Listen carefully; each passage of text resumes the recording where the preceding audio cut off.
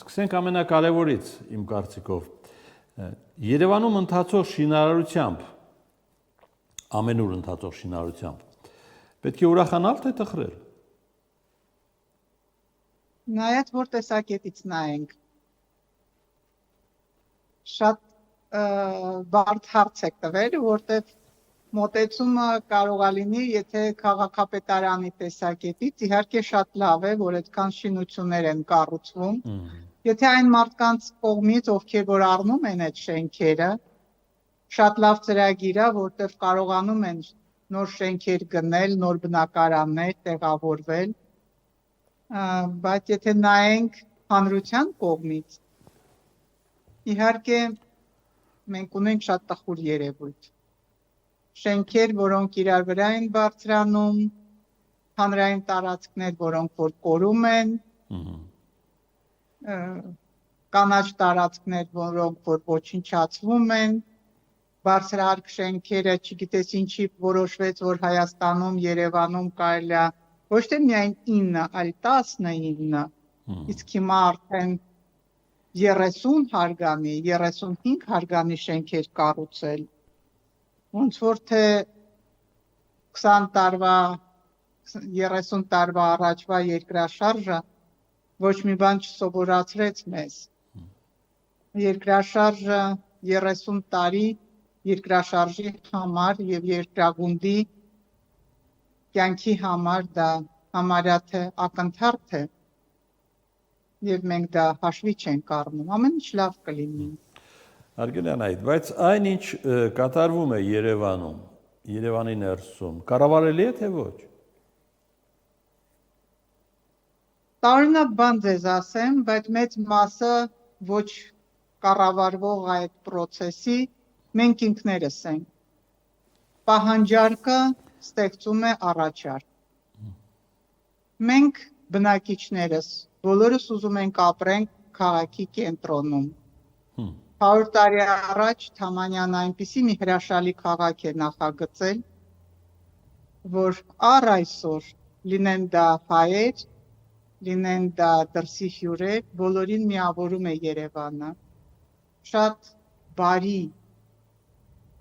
մարդամոտ և մենք ասում ենք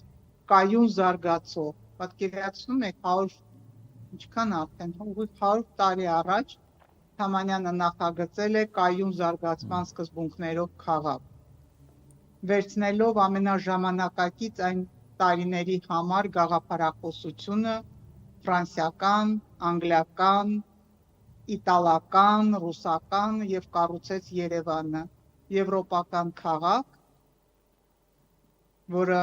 հակառակ ամեն ինչին ասում էր մենք ապրելու ենք և ստեղծեց նոր ազգ, որը մենք հայերս ենք, միավորեց մեզ բոլորիս։ Եվ այդ միավորումը հիմա ավաղ չար կատակ է խաղում բոլորիս հետ, մենք ուզում ենք գանք քաղաքի կենտրոն, միավորվել, մենք ուզում ենք զգանք մեզ մի մասնիկ այդ մեծ գաղափարի, որը բերեց մեծ Թամանյանը դեպի մեր քաղաք, և ստեղծում ենք այն պահանջարկը, որ մեծ սիրով շուկան առաջարկում է, իսկ քաղաքապետարանը հաստատում։ Մի ժամանակ, հիշում եք, ասում էին Երևանը հատակագիծ չունի, եթե ունենա այդ խնդիրները կկարգավորվեն, բա ինչու չեն կարգավորվում։ Մենք ոչ թե հատակագիծ չունենք, մենք գաղափարախոսություն չունենք։ Մենք չունենք պատկերացում նրա, որ ինչ են ուզում մարդիկ։ Ոչ ոք չի իրականացրել հետազոտություն, ինչպիսի քաղաքի մասին, ինչպիսի շենքերի մասին, ինչպիսի բնակարանների մասին են երազում մարդիկ։ Եվ չառաջարկեց, ով ասեց, որ անպայման քաղաքի կենտրոնում։ Չէ՞ որ կարելի է քաղաքի կենտրոնից դուրս ստեղծել նմանատիպ հետաքրքրություններ, ձգողական կենտրոններ, որպեսզի մարդիկ գնան, ապրեն, ստանան այն, ինչի համար են գալիս քաղաք։ Չէ՞ որ շրջաններից շատ մեծ քանակությամբ մարդիկ են եկել, բնակիչներ են եկել քաղաք։ Ինչ են փնտրում իրանք, ինչ են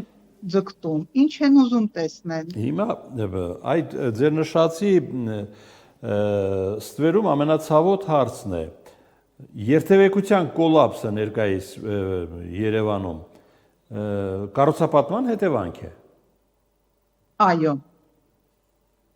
կառուցապատման հետևանք է, որտեվ դե միայն կառուցապատում չի կարելի ասել, ստեղ կա եւ կառուցապատման կոլապս եւ կա միաժամանակ կազմակերպման երթևեկությունը կազմակերպման կոլապս եւ ոչ գրագետ եւ հնաոճ ես կասեի անցյալ դարի սկզբունքներով կառավարվող քաղաքի կենտրոն, որտեղ ոստիկանությունը գալիս է եւ եթե չեն կարողանում մեքենաները իրար հարգեն, իրար ճանապարհ տան, սկսում են կառավարել շարժումը։ Դա անցյալ դարն է, անցյալ դարի կեսերին 70-50-ական թվականներին դու կարող ես տենց բան տեսնել ինչ որ մի երկրում, բայց հիմա ամբողջը փոխարինել են ժամանակակից տեխնոլոգիաները։ Դե ինչքան էլ փոխարինեն ամբողջությամբ այդ հարցերը կարգավորվում են միասնական data կենտրոնից, որը պիտի ոստիկանությունը ունենար եւ դա հասկանալի է։ Արգելյան այդ ներողություն։ Դա միակողմանի չի, չկա կառավարում եւ չկա ճիշտ գնահատական ինչքան կարող է տվյալ փողոցը ունենա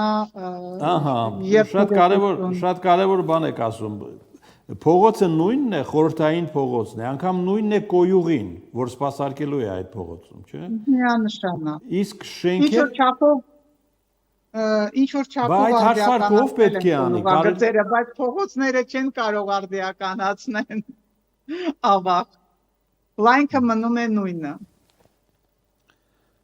Հա, բայց դա